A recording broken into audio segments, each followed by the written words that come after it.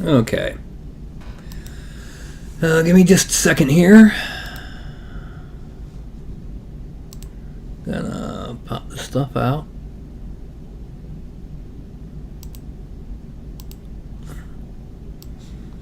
And skadoosh. Help me get this all done and proper.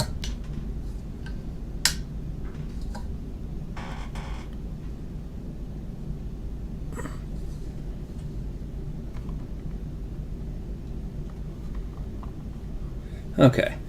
Now, just wanted to say that this show will not have any sculpting. Instead, I'm going to discuss two potential projects that I will be working on in the near future.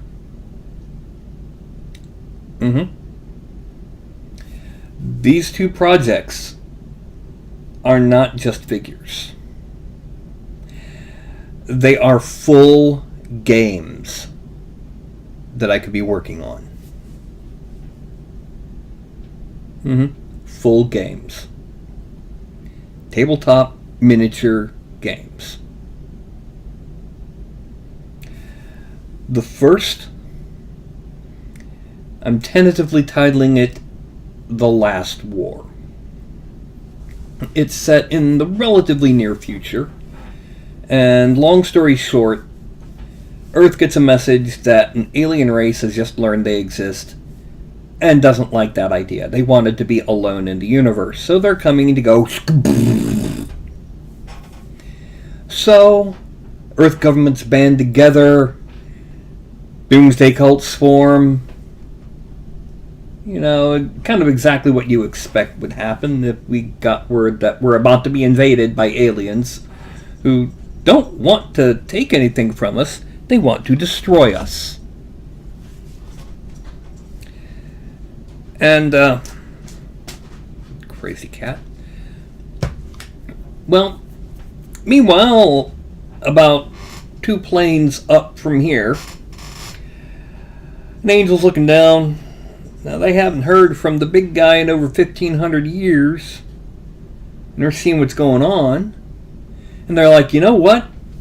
Those poor mortals may not survive long enough for what big guy had planned. Hey, Gabriel, give me that horn. Goes down to the plane of Megiddo. And the gates of heaven and the gates of hell open up, and Armageddon begins. So you've got the forces of heaven and the forces of hell against the forces of sci-fi humans who don't want to end it yet. Fighting a 3-way battle. And oh, wait a minute. Do you remember me mentioning those doomsday cults? Yeah, they kind of rip open a hole where there shouldn't be a hole. And eldritch abominations start pouring in from outside the universe. And so it becomes a 4-way battle. And eventually, those aliens finally arrive. And they're like, well, who do we attack? Kill them all!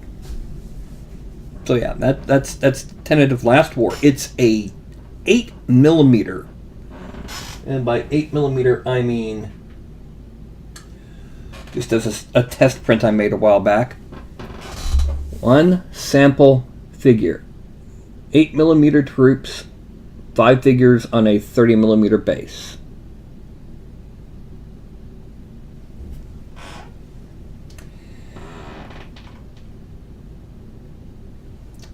And each army has its own advantages and disadvantages.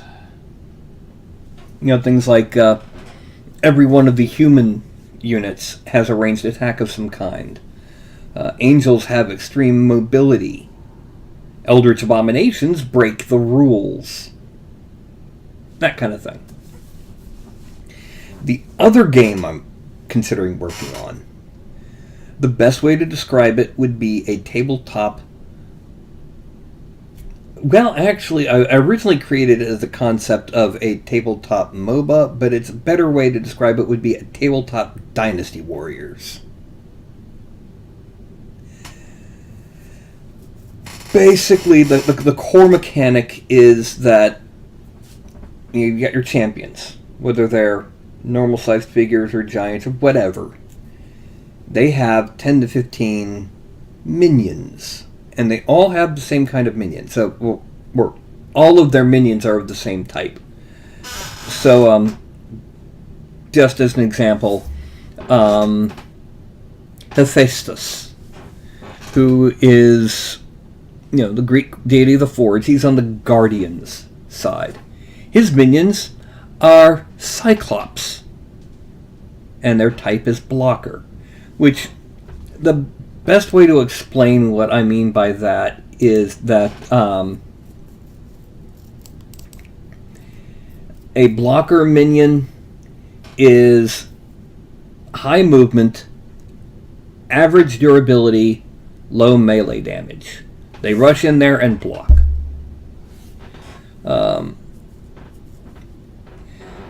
By the same token, there's a Guardian Ranger who also has blocker minions. High movement, low melee damage, medium durability. Stats are the same. Minions are minions. There's only 6 types. Doesn't matter if it's the Trollkin of Grendel or the Waterfall Monkeys of Sun Wukong. Those are all brawlers. They all have the same stats. When your minions get killed, the following round they respawn. Minions get killed. The following round they move to a waiting pit, and the round after that they appear at the spawn point for that champion. So each champion has a spawn point. If the champion gets killed, then the minions no longer respawn. There would be 3 primary game types. There would be Gladiator, which is just simply, everyone, they play lasts until either all the champions on one side are gone, or a given number of rounds pass. Assault is similar, but there's a crystal at each spawn point. Or crystal at each base. Just one for each team. And if your crystal is destroyed, your entire army is out. When there's only one army left, they win. Then there's Capture the Flag, which is pretty much exactly what it sounds like, except that after each score, any dead champion comes back. So, the concept for the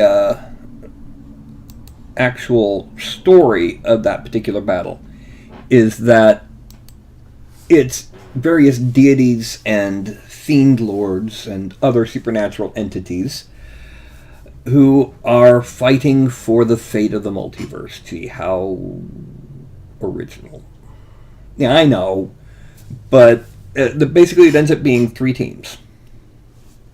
Not teams, but 3 factions. You get the Guardians, who they believe that the purpose of the deities is to guide and protect mortal races. You've got the Revelers. They believe that they should do what they want. I've got my own goals, I've got my own purposes, I'll do what I want. And then you've got the Devourers. The Devourers want to destroy everything. For all intents and purposes, it boils down to good, neutral, evil. And even some good would be on the Revelers team. And some neutral would be on the Guardians team. Just how they perceive the purpose of their essence. In the case of the second game here, this Dynasty Warriors style game, for all intents and purposes, you would have, the base game might include 2 or 3, or 2 or 4 champions and 10 of their minions, so that you can do a full medium-sized game. Boom. Each champion would be sold in a box set, with 10 minions. The minions would be also available separately because larger games, instead of having 10 minions as the default, you get 15. There would also be potentially alternate skins or designs and poses for each champion. So you could, for example, completely skip the box set, get just like this alternate skin for, let's see, At-Tanu, a phoenix, and then just buy 10 or 15 of his flock, which are speedster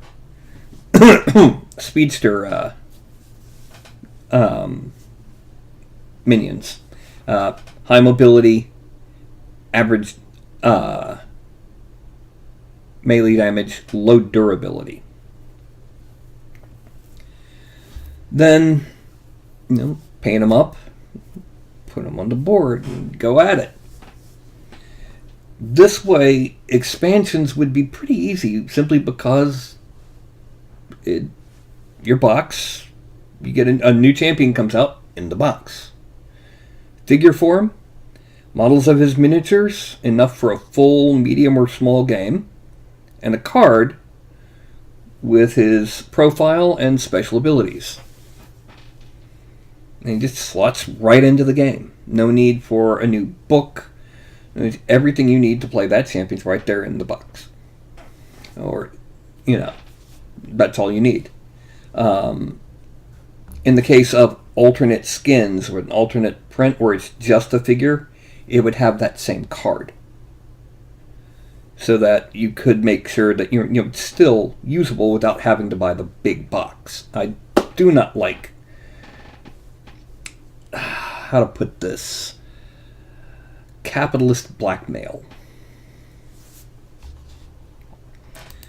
So whoever's watching with me, can you at least say hi in the chat, or down there if you're... And for those who aren't watching live and are watching after the fact, don't forget like, subscribe, bell icon, usual nonsense, and Anycubic Photon is freaking awesome. I was working on one of my bases earlier today. You can see this is one of the Ruins bases at...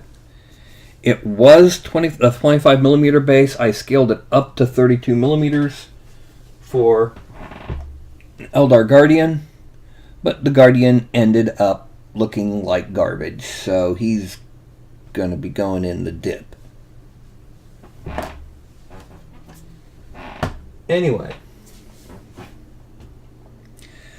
so of those two games that I just described, which do you think sounds like the best one to really kickstart in on? As I don't mean Kickstarter, no, I mean like just get stuck in on.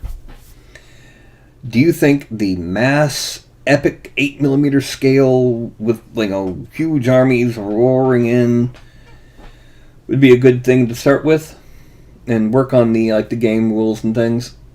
Or do you like the idea of the tabletop MOBA / Dynasty Warriors champion with respawning minions? Just go ahead and let me know in the comments section, since there's nobody talking in the chat, wherever it is on your screen.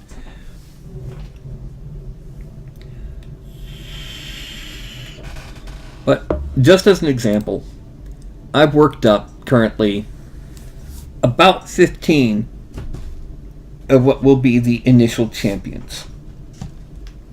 And the basic idea is that each of the champions will be balanced against each other. By that I mean, if there was a points value, each of these champions would be of equal points value. Any minion is of equal points value to any other minion.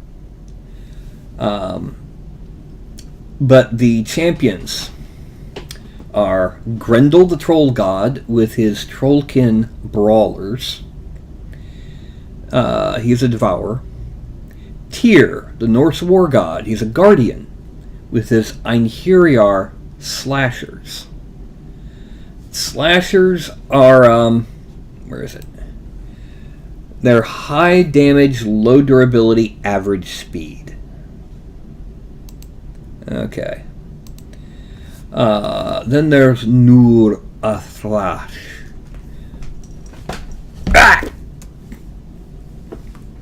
Who is Shadow Goddess. Or Shadow God. No, whatever, I haven't decided the gender. Maybe gender neutral.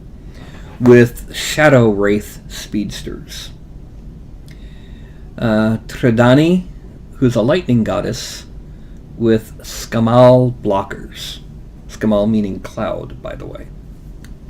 I did base it off of Welsh and Irish.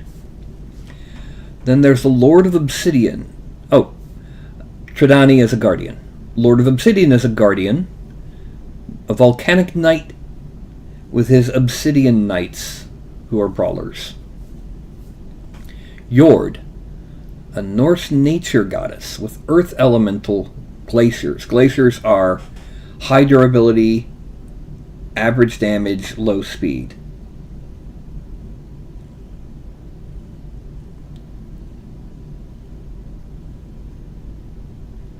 Really?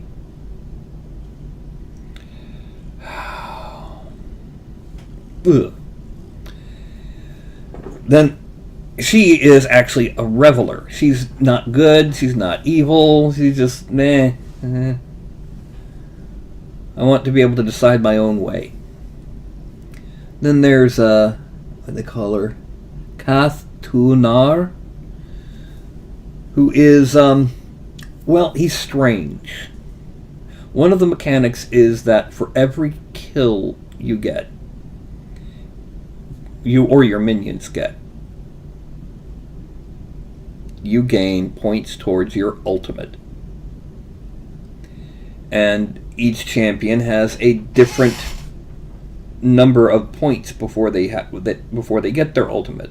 Also, killing another champion gives you 5 points.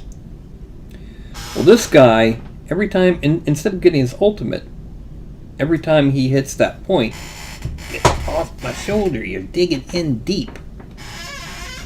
Every time he hits the point that he would have his, do you mind? Do you mind?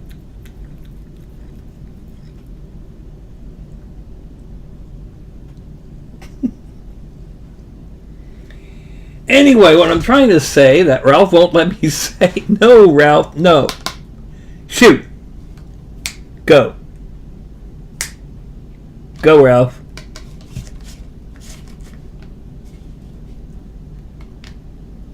Go on. Go on. Good boy. Anyway, anytime he would reach his ultimate, he instead grows. That means he heals some points back, and his damage and durability increase, but his agility decreases. Because what he is, he's kind of like Azathoth. His whole mass is the size of a star system. And he starts off with just little single tentacle poking through a gate, and the gate is what's moving. And then it turns into more tentacles, and then more tentacles. And unless you can destroy that gate, these tentacles will just keep getting and eventually fill the universe, blah, blah, blah. Skreath, the steampunk explosion fiend with his goblin speedsters.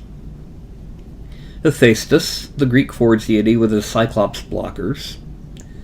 Dionysus, the Greek wine god with his Maenad slashers. Oh, Kathtunar is a devourer. Skreath is a reveler. He's not that evil, he just likes blowing stuff up. Hephaestus is a guardian. Dionysus is a reveler. What a shock!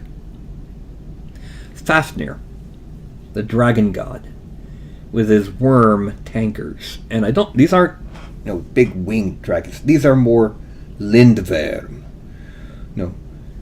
draconic head with massive horns, long serpentine body with with 2 front legs only with manipulative talons.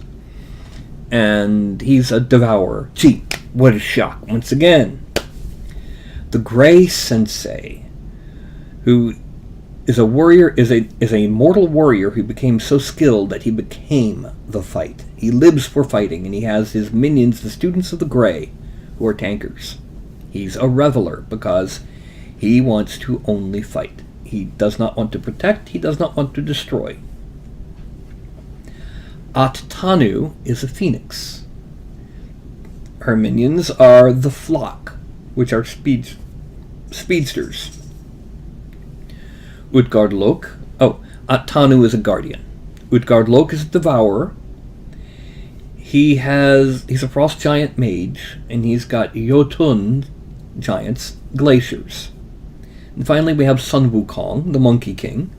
He's a reveler, and he has waterfall monkeys, who are brawlers, as his minions. That's what I've got prepared as the initial champions. So, basically, for the Guardians, you have Tyr, Tridani, the Lord of Obsidian, Hephaestus, and At-Tanu. For the Devourers, you have Grendel, Nur-Athrash, Kath-Tunar, Fafnir, and Utgard-Loke. And for the Revelers, you have Jord, Skreath, Dionysus, the Grey Sensei, and Sun Wukong.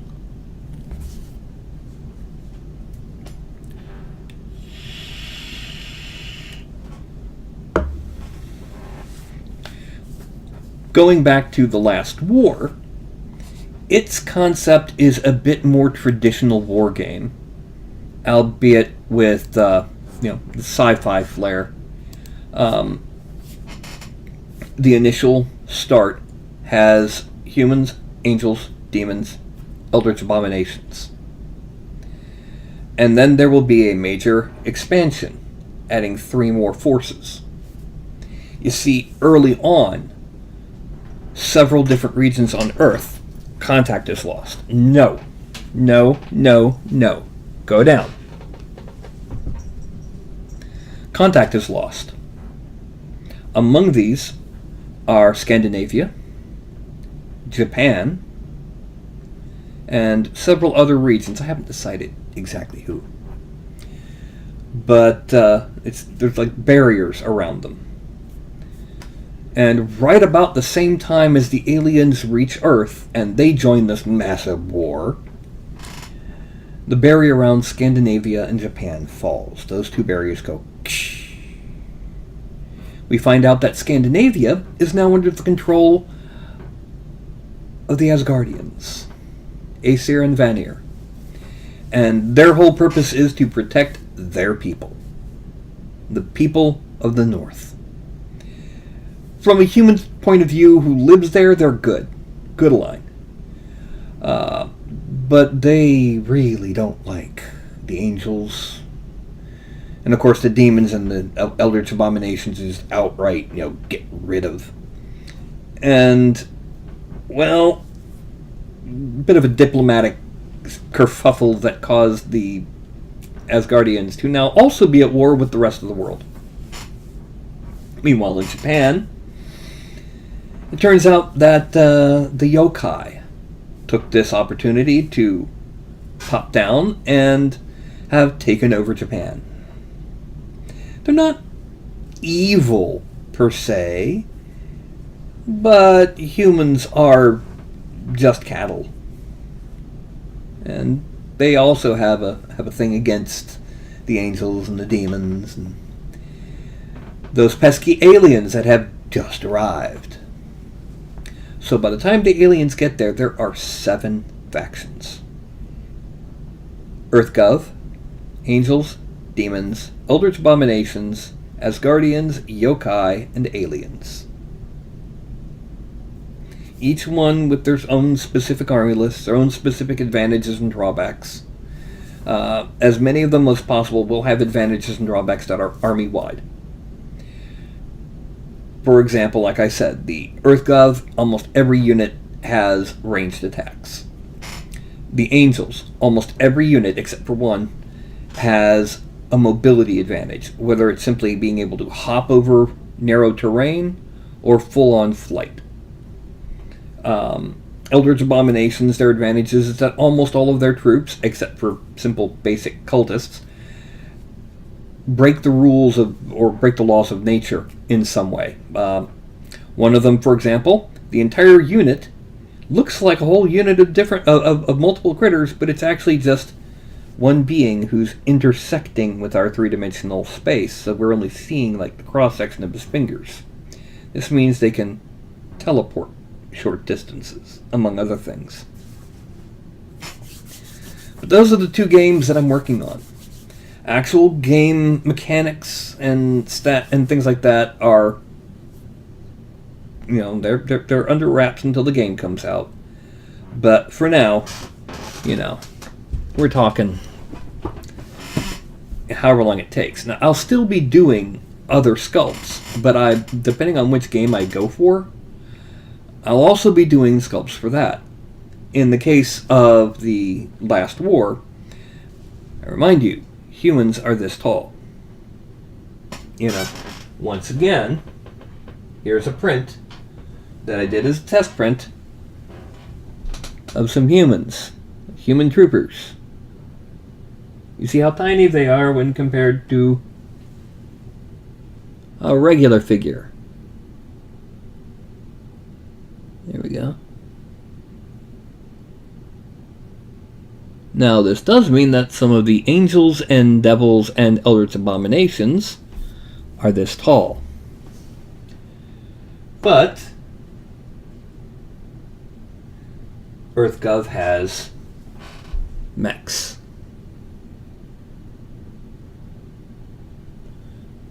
They also have tanks and drones and aircraft, things like that.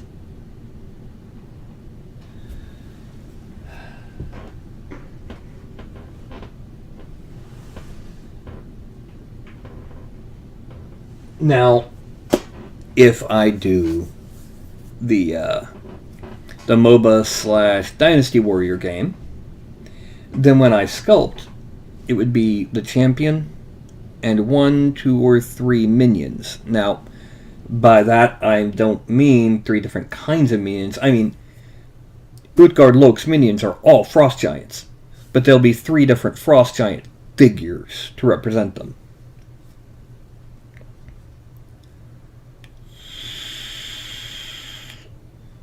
I'm thinking about adding a 7th minion type. I'm thinking about it. I may not. And this would have lower durability and strength, average speed, but have a ranged attack.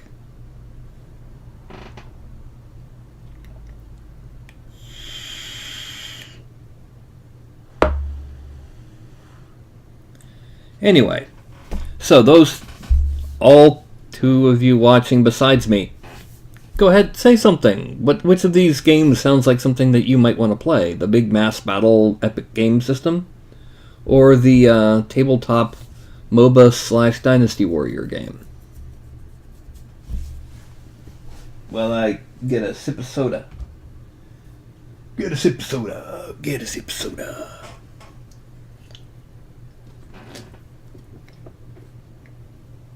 I know there's someone else did another version that looks more like an actual mug. I prefer this because, number 1, I made it. Number 2, it's a bit easier to get the cup in and out.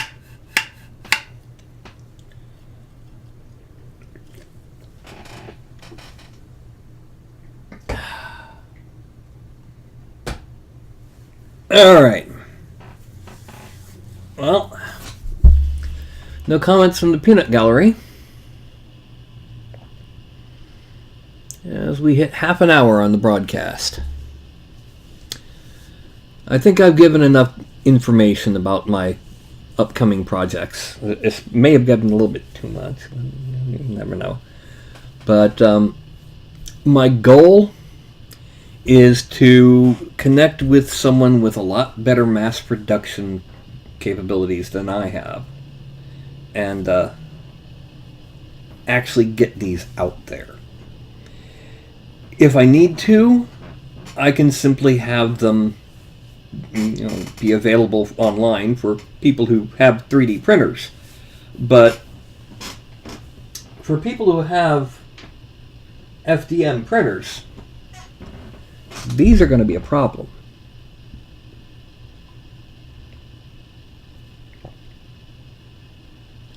I mean, I could theoretically come up with an FDM-friendly version where it's just simply on the top of the base has the symbol for these are human troops, things like that. And then once you get, I'd say about the size of a goblin on board, where you got, maybe 2 figures on a base, then they can start being full miniatures.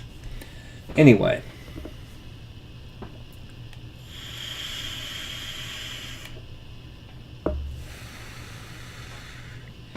The other game would have no problem with FDM simply because it's 28 millimeter or 32 millimeter scale, maybe a little bit bigger.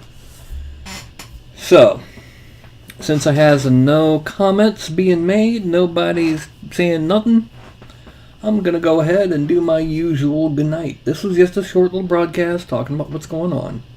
This is not part of my sculpted miniature series yet. So, I'd like to thank you for coming by. And I'm going to hold up my hand and I'm going to count from 5 to 1. When I get to 1, I'm going to say something goofy, pithy, or epic. And then go, and then when I see on the screen my finger go, that means I've caught up to YouTube's built-in lag. And that's when I end the broadcast. So, that's going to be 5, 4, 3, 2, 1. And a moment of silence now for all of those big city suit-wearing guys who are about to have their girlfriends or fiancés dump them for a flannel shirt-wearing guy in a small town in every single Hallmark movie this season.